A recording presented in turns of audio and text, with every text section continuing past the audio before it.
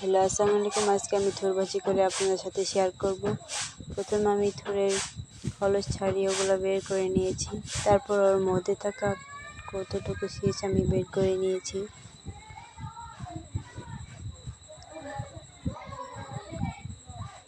আগে থেকেই পেঁয়াজ ও মরিচ কেটে নিয়েছিলাম।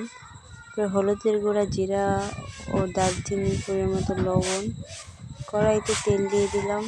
তারপর দারচিনি আরও পেঁয়াজমরিচ দিয়ে দিলাম। কিছুটা হওয়ার পর বাটিতে থাকা ওগুলো দিয়ে দিব। তারপর একটু নেড়ে চেড়ে থোরগুলো দিয়ে দিব। তারপর একটু নেড়ে চেড়ে ভালো করে নেড়ে চেড়ে আমাদের রেসিপিটা হয়ে গেল।